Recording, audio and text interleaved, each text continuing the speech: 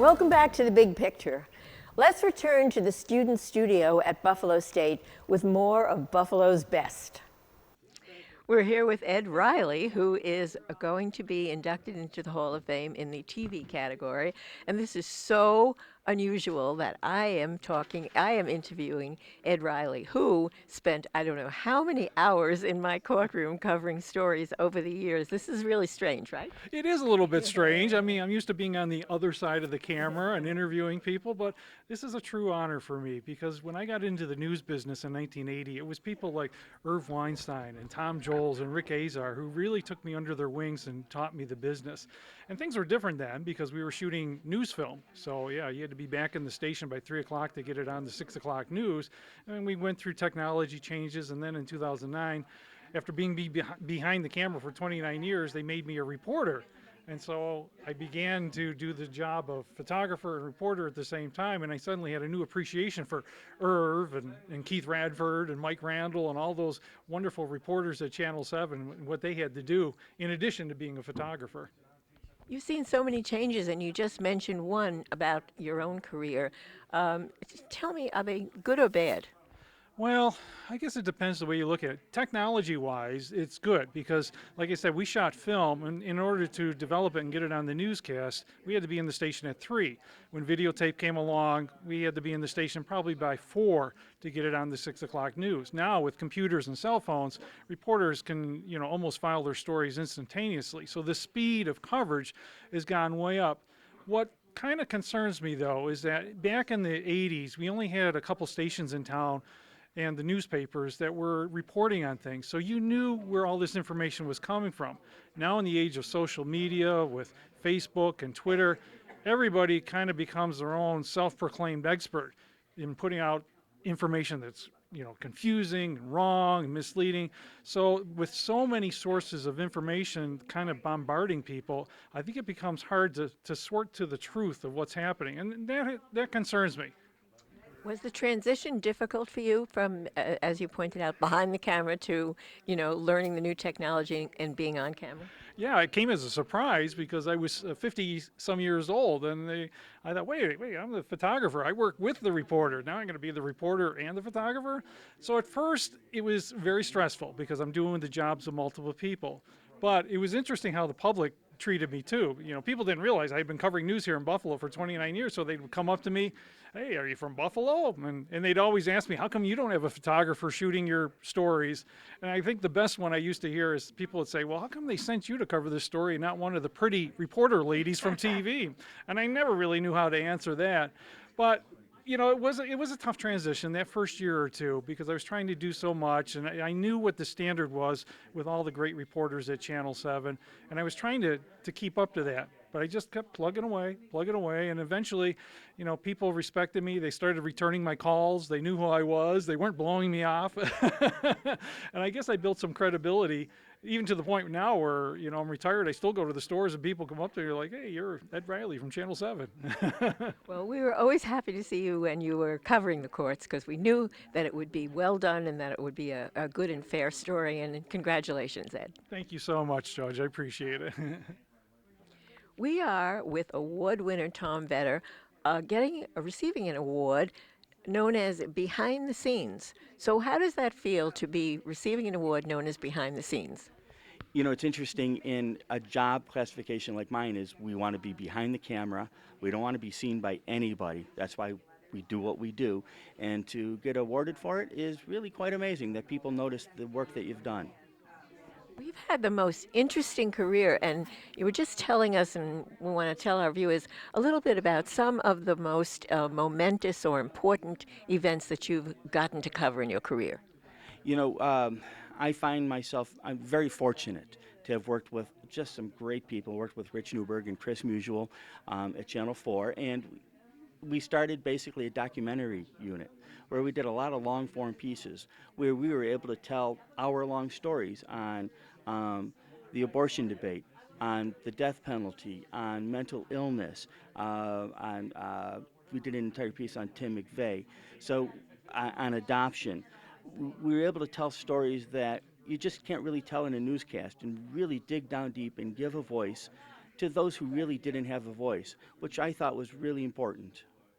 And do you feel like you were part of the story just by covering it or by talking to these people? Did you get a feeling like you were like part of history?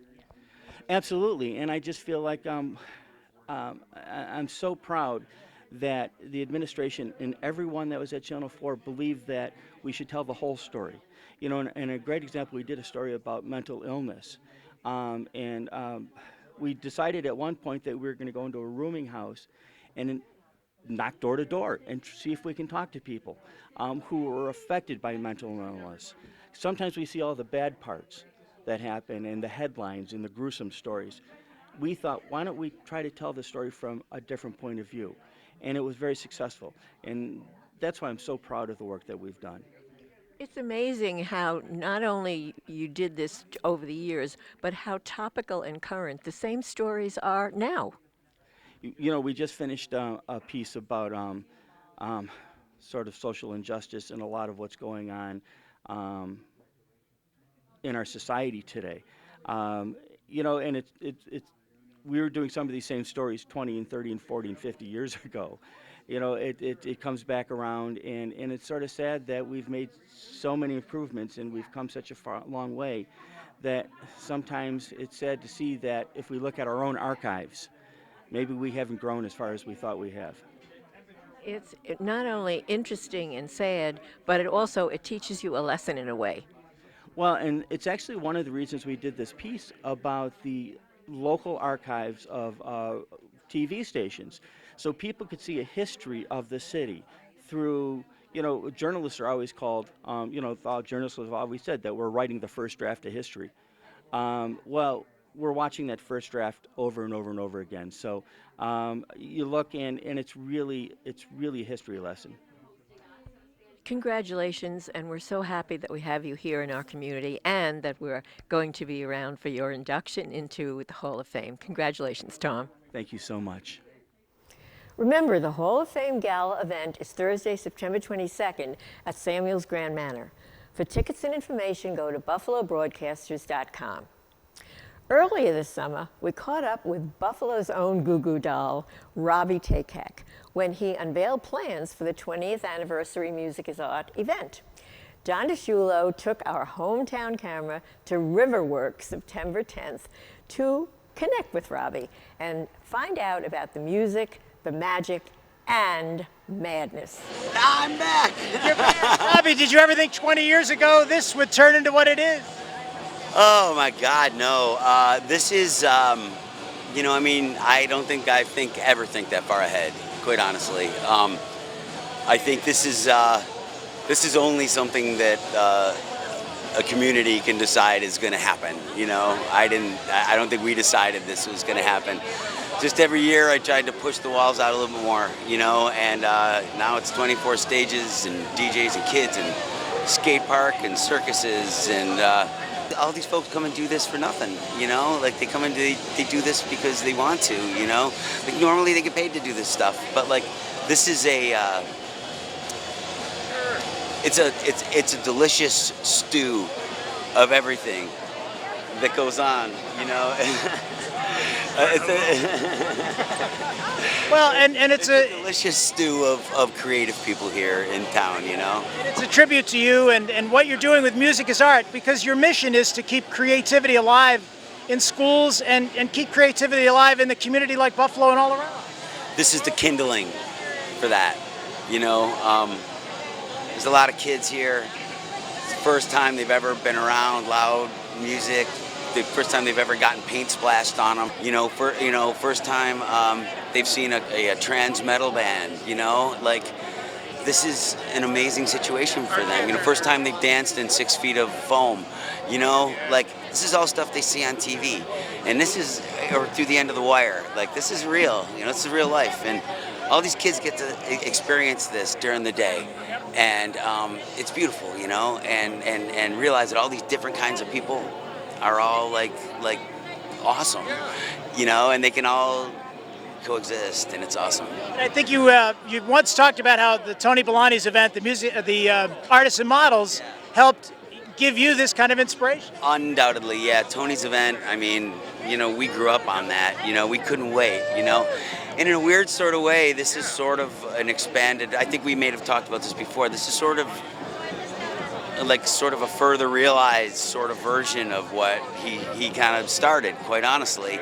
You know, just find as many people in the creative orbit in this town that you can. It's just, I guess, we've been doing it 20 years now. I mean, they did it a long time, but we've been doing it 20 years now, and I think we got it figured out really early, kind of how to engage different communities. And in the past 5 years, it's been a huge mission for us to get outside of that little community we had. And it seems like, you know, by looking at what's going on here, it seems like that's happening.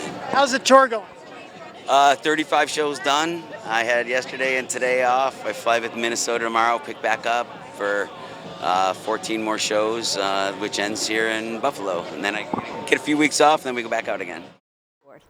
Also happening last week was a somber ceremony to commemorate 9/11.